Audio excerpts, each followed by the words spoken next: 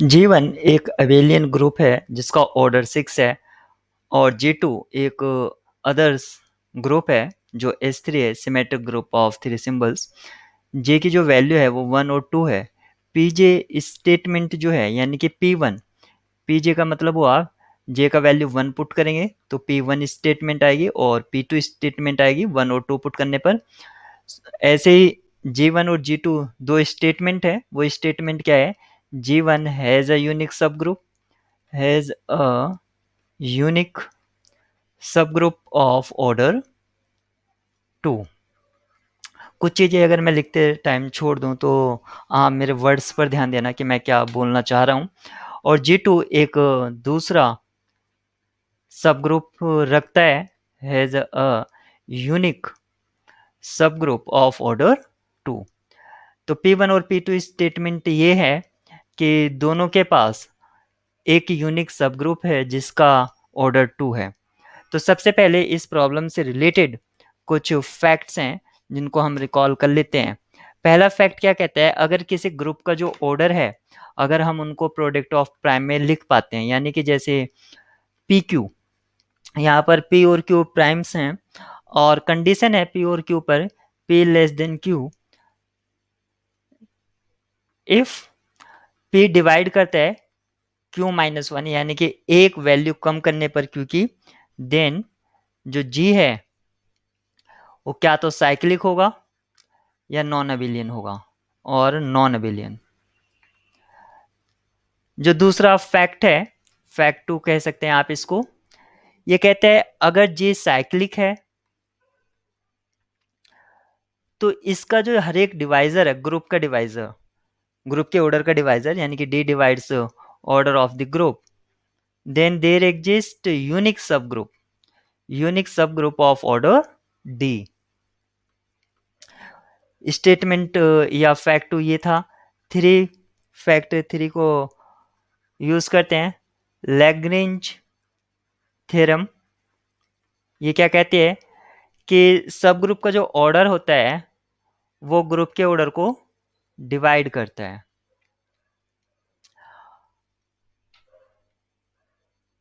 और statement for हम यहाँ पर ये देख सकते हैं, if J is finite abelian group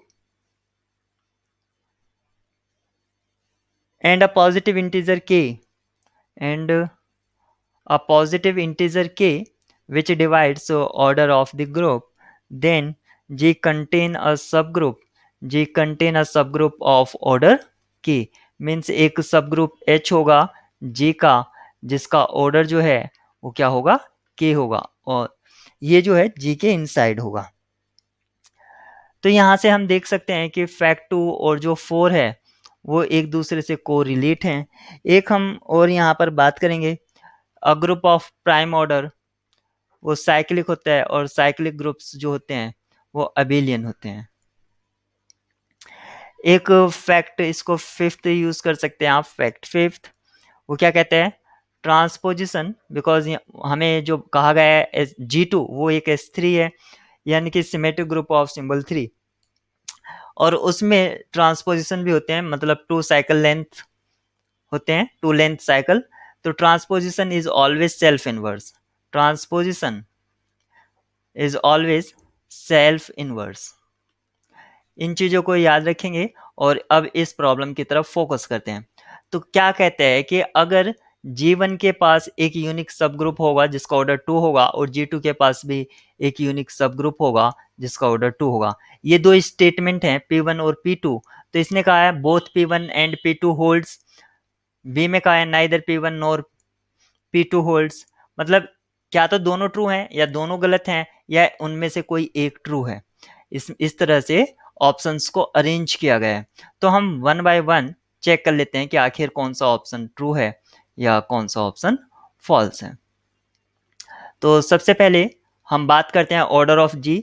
order of G1 जो है वो है 6, और 6 को हम लिख सकते हैं 2 इंटू 3। यहाँ पर ये P का वैल्यू हुआ और ये Q का वैल्यू हुआ। मैंने बताया था P लेस देन Q और P divides Q minus one, एक लेस करने पर। तो जो ग्रुप होगा, तो जी जो होगा क्या तो वो साइक्लिक होगा या नॉन अबिलियन होगा। लेकिन ये गिवन है कि जी जो है वो अबिलियन है, यानी कि नॉन अबिलियन वाली कंडीशन तो यहां पर है ही नहीं, तो इसका मतलब क्या हुआ, जी साइक्लिक हुआ, क्योंकि ये गिवन था, तो जी साइक्लिक है। अगर जी साइक्लिक है तो फैक्ट टू क्या कहते हैं कि if G is cyclic then for every divisor d of order of the G there exist a unique सब ग्रुप ऑफ ऑर्डर डी। तो जी साइक्लिक हो गया, तो यहां पर जी के पास एक सब ग्रुप होगा, सपोज करो एच होगा, जो जी के ऑर्डर को डिवाइड करते हैं। तो यहां पर जैसे P था उसको डिवाइड कर रहा था, P डिवाइड्स P का वैल्यू जो 2 था वो ऑर्डर ऑफ G को डिवाइड कर रहा था, तो यहाँ पर एक सब ग्रुप एग्जिस्ट करेगा ऑर्डर 2 का, यानी कि H एक सब ग्रुप होगा जिसका ऑर्डर 2 होगा। H का ऑर्डर जो है 3 भी पॉसिबल हो सकता है, लेकिन यहाँ पर साइक्लिक कहा है, तो H का एक सब ग्रुप है जो साइक्लिक है। 3 वाले की तो हम बात ही नहीं करेंगे, क्योंकि स्टेटमेंट में क्या कहते हैं, G हैज अ यूनिक सब ग्रुप ऑफ ऑर्डर 2, ऑर्डर 2 का एक ही पॉसिबल है, तो वो स्टेटमेंट P1 जो है हमारी वो होल्ड करती है।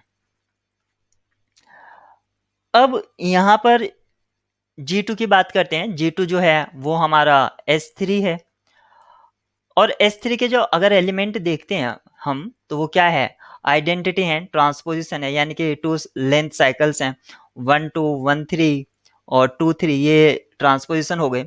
फिर तीनों सिंबल्स ले लीजिए, 1 2 3 और 1 3 2, इस तरह से हमारे पास S3 के एलिमेंट हो गए। अब हमें चाहिए कि G2 के पास कितने सब ग्रुप हैं जिनका ऑर्डर 2 है, तो हम वो देख लेते हैं। तो हम ये जानते हैं फैक्ट कि ट्रांसपोजिशन जो होते हैं वो सेल्फ इनवर्स होते हैं, आइडेंटिटी अपना सेल्फ इनवर्स होता ही है, और ट्रांसपोजिशन तो इससे जो ग्रुप फॉर्म होगा, 2 एलिमेंट हैं और सारे प्रॉपर्टीज को ग्रुप की सेटिस्फाई कर रहे हैं, तो ये एक सब ग्रुप होगा।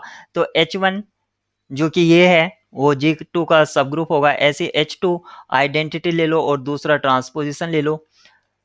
ऐसे ही H3 जो है आइडेंटिटी एलिमेंट ले लो और दूसरा एक ट्रांसपोजिशन ले लो, जैसे 2 3।